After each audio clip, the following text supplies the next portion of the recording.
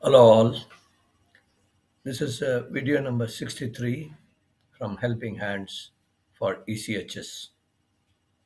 As you might have seen my previous videos, it's a volunteer effort to help veterans and families.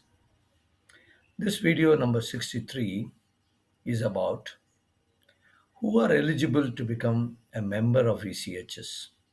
That is, every veteran, family, and dependents do a one time payment to become a member of ECHS. This video will cover the list of who are eligible to become a member.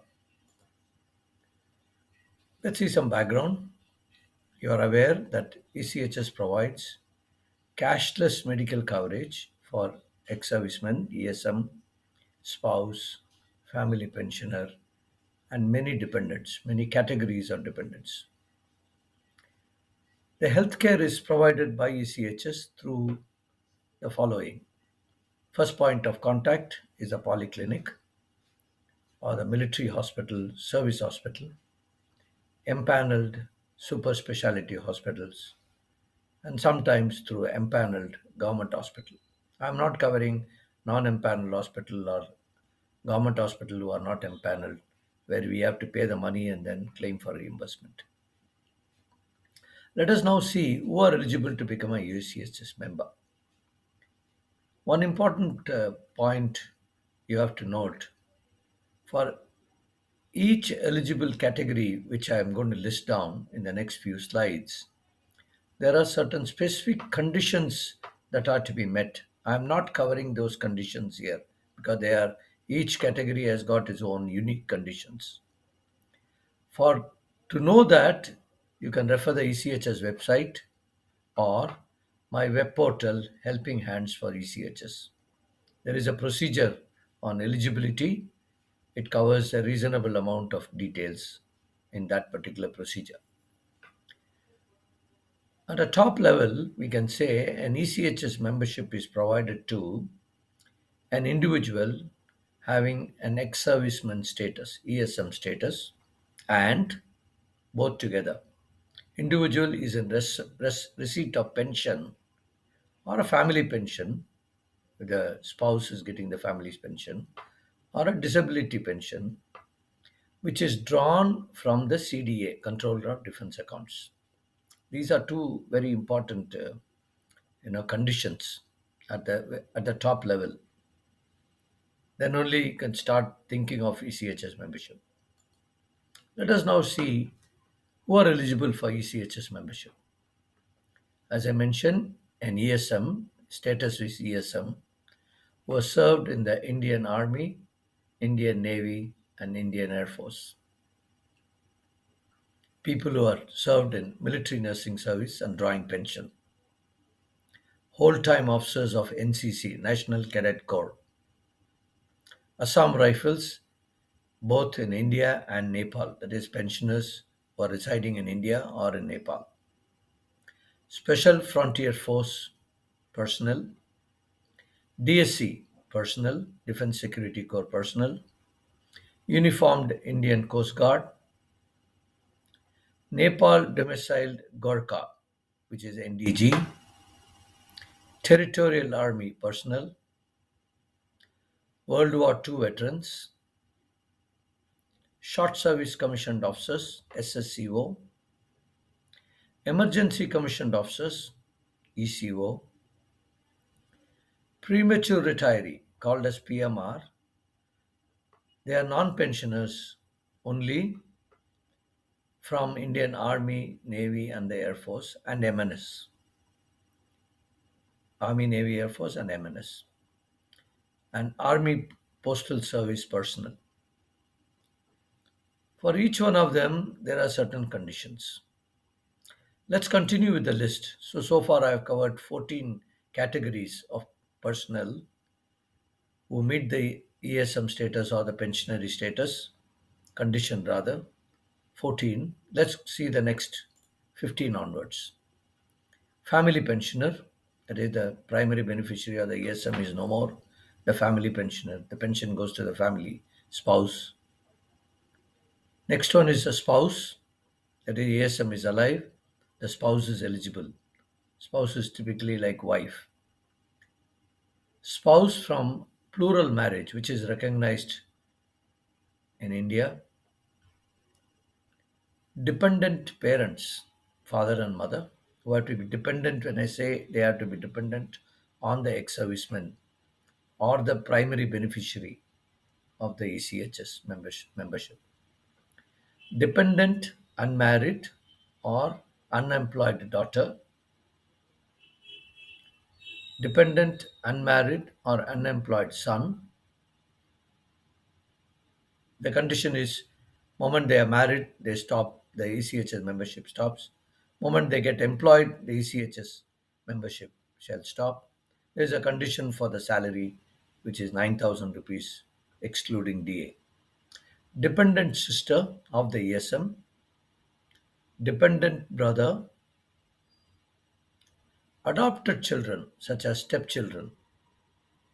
There is a condition that they have to be living with the ESM. The ex-serviceman himself or herself could be adopted. They are eligible for it. Minor children of widowed or separated daughter of the ESM. Disabled children, and specifically unmarried disabled son beyond 25 years. The disability could happen even after 25 years, they are eligible. Or if it has happened much before 25 years, they are anyway eligible. And lastly, married disabled son beyond 25 years. They could become disabled even after 25 years, but they are married. Many cases, disabled people were certified by the Person with Disability Act of the Government of India 1995, and subsequently this has been amended by a PWD Act of 2016, which came into effect in 2018. What is important is if they were already under this act, covered under this act, they are automatically will be covered under this act because they were covered much before this act came into existence. So that is why I put this existing PWD 1995 members, and of course PWD 2016 members who are much later come into this after 2018. So far we have covered 28 categories of people who can become or who are eligible to become an ECHS member. I'll just recap. Right from ESM, I covered 14 in this. Following that, I covered the family and the dependents, which is from 15 to 28. One point you have to note, spouse of an ESM is not considered as dependent. All others are considered as dependent. The reason is since October 2022, automatically online you will get a trigger to validate the ECHS member for 1 year from that day. This is an online activity. You have to do the validation for all dependents. One of the criteria is the income from any source or all sources should be less than 9,000 rupees, excluding the DA. That's an important information. So, for each category of what we have discussed, there are 28 categories. There are unique conditions which you have to meet.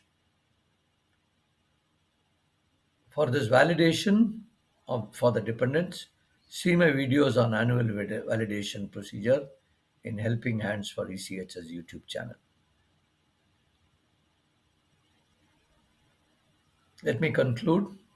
Helping Hands for ECHS provides facilities through two fora. One is my web portal, the link is given here. This has got a lot of good information, procedures, policy letters, and news which is of interest to us and relevant to us whenever it is due.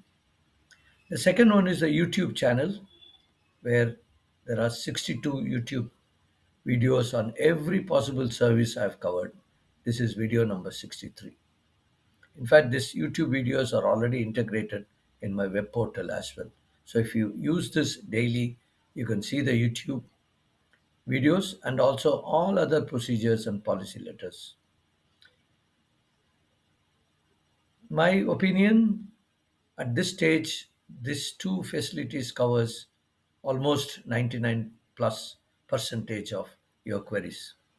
If you still find there is a query which you need to ask me, send me a message, WhatsApp message on this number.